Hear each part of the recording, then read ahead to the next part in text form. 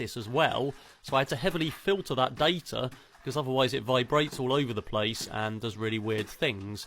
So actually the inertial measurement unit's not a great thing to provide immediate stability with, so there's not much of the effect being seen here. You can see the head bobbing a little bit, which I guess is having some effect. It can walk backwards much better than it can walk forwards, but you know, I'm not too unhappy with this for 2 weeks work really. It can walk in all directions and turn, so I guess that's okay.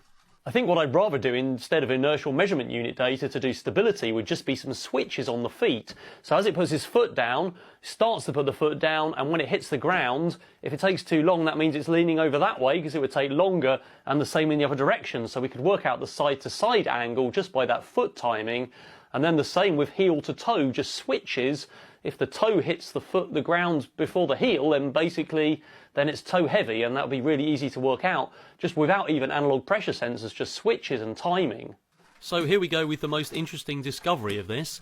What I've noticed, of course, and I pointed this out in the last video, is that the table's quite wobbly and it's actually vibrating quite a lot as the feet are stamping on the table. I was going to try and do a really good demo with the tabletop on the floor, but I couldn't get it to work at all. It occasionally takes a couple of steps, but it's really, really bad, and it falls over all over the place. And what I've come to realise is that, in fact, it only works on the wobbly table, and it won't work on any solid surfaces.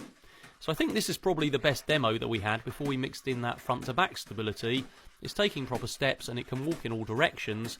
And the reason it seems to work the best is, as you can see, I'm slightly leaning on the table, but the table's still wobbling, which means that we've got some load being absorbed by the table, but it's being damped by my arms resting on it. So this robot's got rather tall. It's about 75 centimetres or 29.5 inches, which means it's actually quite big. If we compare that to OpenDog 3, the legs aren't quite as long, but it is quite tall, and it's got quite a lot of mass in it now.